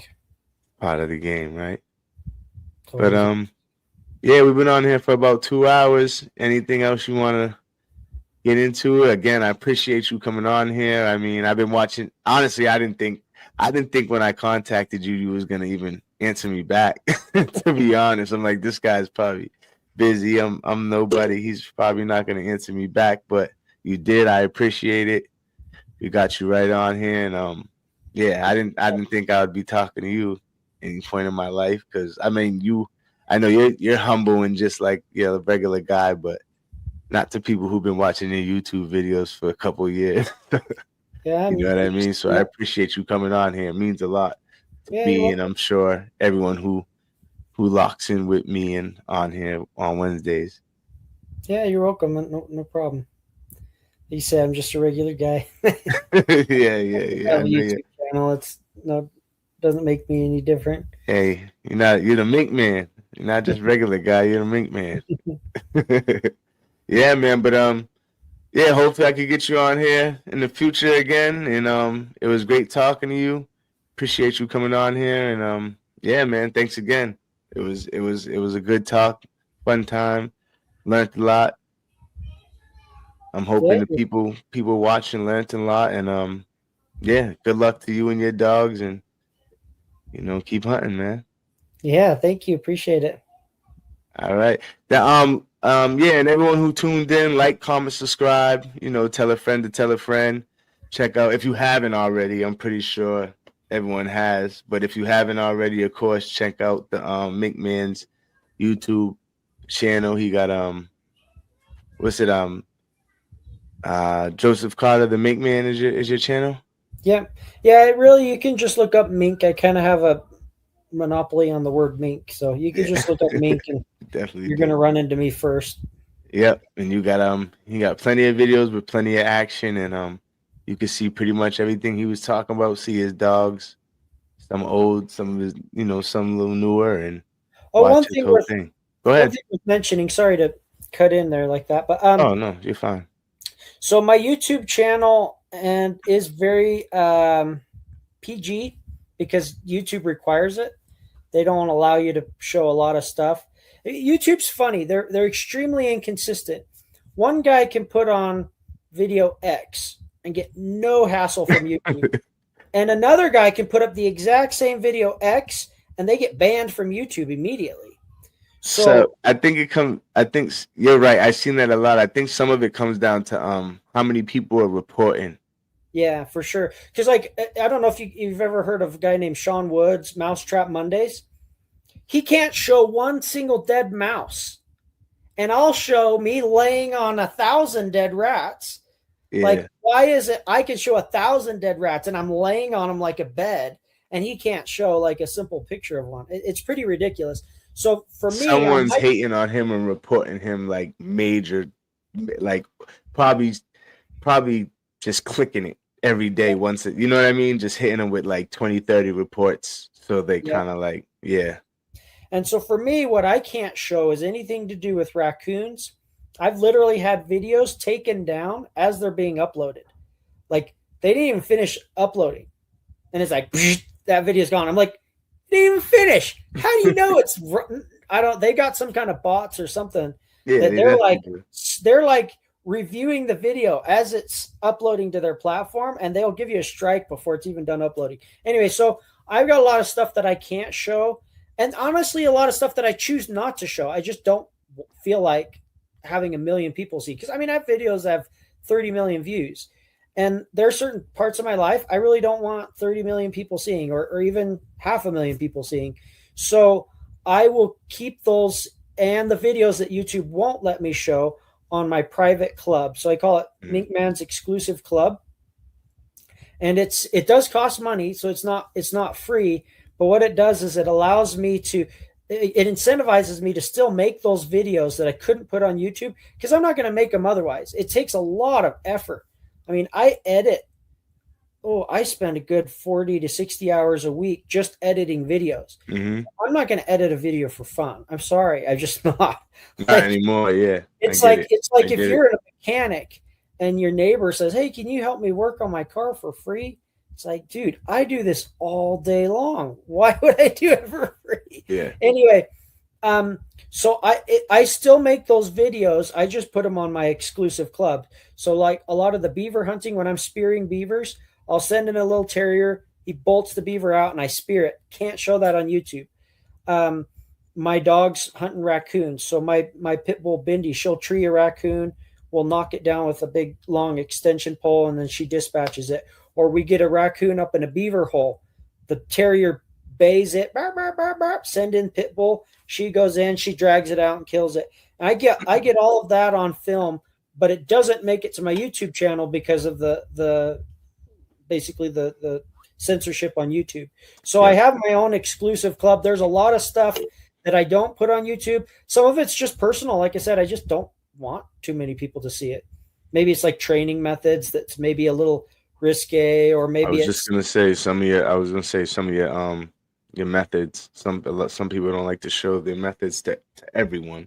Yeah, and it's not that I'm like trying to be secret. I just don't want the wrong kooky blue-haired Californian to see it and me to have problems, you know. Mm-hmm. So and the way I see it, if you're willing to pay a few bucks to watch it, you're probably not hating me. I mean, how many people are going to go pay money to watch someone they hate? They might watch. A lot of people will. They might pay once, but they're not going to keep paying. Yeah, and there are a lot of people that'll watch someone they hate for free, but not very many people are going to pay to watch someone that they hate. So I have a very loyal, understanding following there that I can be more open with. I can tell them details I don't want other people to know. When a mishap happens, man, YouTube is brutal when something happens to your dog or whatever. So a lot of times I'm just like, YouTube, you don't need to know. My club, I'll let you know, hey, this mishap happened. Sorry, guys. So they get a lot of news. They get a lot of like training details. They get gory videos that I can't show when the dog grabs a rat and it splits his nose open and he's bleeding all over, or the rat's guts fly out, or anything raccoon oriented. You know, all of that stuff gets cut out of YouTube, and they'll get to see kind of the gory details or like the behind the scenes stuff. So anyway, long story short, or I guess that was really a short story I made long. It's all good. If you want to get the more detailed version, check it out. And you could really just subscribe for a month, binge, and then never come back if that's really what you want. But it's a cool, like I call it, my exclusive club, where you really get the inside version of what's going on. And you get to see all the stuff that, frankly, YouTube just won't let me post. And to be honest, I probably wouldn't want to post, even if YouTube would let me. The way things are going these days in the dog world, we've got to keep our noses clean and our appearance as shiny as we can. And keeping it on a private channel really helps me to be able to be a little more open than it probably really should be, even if YouTube did allow it. So anyway, just a little plug to my club. Go check it out. If you just want to try for a month and binge while you're there and then never come back. You have the freedom to do that if you want. So yeah, go check it out, guys. Go check it out. And again, like, comment, subscribe, tell a friend to tell a friend. And again, Mink Man, appreciate you. Appreciate everyone else for coming through and checking out the live. And you guys know I'll be back here Wednesday. And everyone have a good night. Peace. Good night.